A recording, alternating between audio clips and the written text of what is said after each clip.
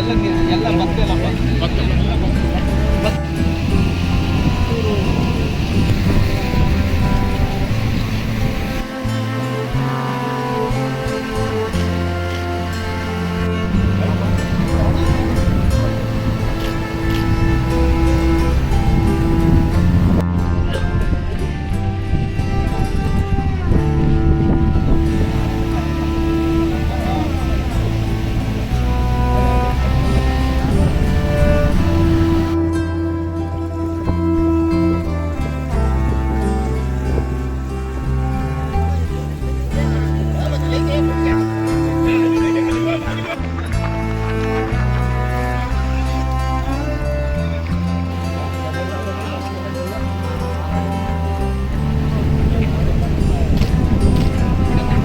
ವಿಜಯನಗರ ಜಿಲ್ಲೆಯಲ್ಲಿ ಇವತ್ತು ನೆರೆಹಾವಳಿಯಿಂದ ಎಷ್ಟು ತೊಂದರೆ ಆಗಿದೆ.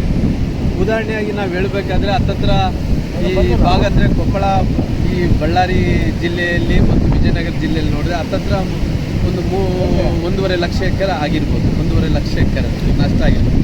ಒಂದೇನೆಂದರೆ ನಮ್ಮ ಪ್ರಾಬ್ಲಮ್ ಏನೆಂದರೆ ನದಿ ಅಂತ ಹರಿತಾ ಇದೆ.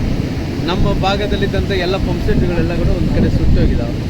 ಒಂದು ಕಡೆ ಹಚ್ಚಿದಂಥ ಬೆಳೆ ಇವತ್ತು ಕರೆಂಟ್ ಇಲ್ಲದಂಗೆ ಒಣಗಿ ಹೋಗ್ತಾ ಇದ್ದಾವೆ. ಅಂದರೆ ನದಿ ತುಂಬ ಹರಿತಾ ಇದ್ದಾಗಲೇ ಹರಿದ್ರೆ ಕೂಡ ನಮಗೆ ಭಾಳಷ್ಟು ಕಡೆ ಬೆಳೆ ಎಲ್ಲ ಕೂಡ ನಷ್ಟ ತುಂಬ ಆಗ್ತದೆ. ನಮಗೆ ಅಂತೀವಿ ಎಲ್ಲ ಕಡೆ ಕೂಡ ಲಾಭ ಆಗ್ತಾಯಿದೆ, ನಮ್ಗೆ ನಷ್ಟ ಆಗ್ತಾಯಿದೆ. ಹಂಗಾಗಿ ಈ ವರದಿಯನ್ನು ನಮ್ಮ ಅಧ್ಯಕ್ಷರಾದಂಥ ವಿಜೇಂದ್ರ ಅವರಿಗೆ ನಾವು ಮುಟ್ಟಿಸ್ಬೇಕಾಗಿದೆ. ಹಂಗಾಗಿ ಈ ತಂಡದಲ್ಲಿ ನಾನು ಮತ್ತು ಸೋಮಲಿಂಗಪ್ಪರು ಎಲ್ಲರೂ ಸೇರಿ ಇವತ್ತು ಅಧ್ಯಯನ ಮಾಡ್ತೀವಿ. ಸರ್ಕಾರದ ಮೇಲೆ ಏನು ಒಪ್ಪು ಅನ್ನೋಂಥ ಒತ್ತಾಯವನ್ನು ಕೂಡ ಮಾಡ್ತೀವಿ. ಯಾಕಂದರೆ ತುಂಬ ನಷ್ಟ ಆಗಿದೆ. ಯಾಕಂದರೆ ಎಲ್ಲ ಕಡೆ ಕೂಡ ತುಂಬ ನದಿಗಳೆಲ್ಲ ಕೂಡ ತುಂಬಿದಾವೆ, ಎಲ್ಲ ಕಡೆ ಕೂಡ ನೀರು ಹರಿತಾ ಇದ್ದಾವೆ. ನೀರು ಹರಿಯೋಂಥ ಟೈಮಲ್ಲಿ ವಿಶೇಷವಾಗಿ ನಮ್ಮ ಭಾಗದಲ್ಲಿ ಇವತ್ತು ಭಾಳಷ್ಟು ಜಾನುವಾರುಗಳಿಗೆ ನುಕ್ಸಾನಾಗಿದೆ. ಕೆಲವು ಕಡೆ ಜಮೀನುಗಳು ನುಕ್ಸಾನಾಗಿದೆ. ಜಮೀನು ಒಂದೇ ಕುಟುಂಬದಲ್ಲಿ 60 ಎಕರೆ ಜಮೀನಲ್ಲಿ 60 ಎಕರೆ ಜಮೀನು ಹೋಗ್ತಿದೆ. ಹೆಸರೇನಪ್ಪ? ಅಡಿವಪ್ಪ ಅವ್ರದ್ದು 3-4 ಮಂದಿ ಅಣ್ಣ ತಮ್ಮಂದು ಎಲ್ಲರದ್ದು ಜಮೀನೆಲ್ಲ ಕೊಚ್ಚೋಗ್ಬಿಟ್ಟಿದೆ. ಒಂದು ಟ್ಯಾಕ್ಟ್ರ್ ಕೂಡ ಮುನಿಗೆ ಹೋಗ್ತಿದೆ.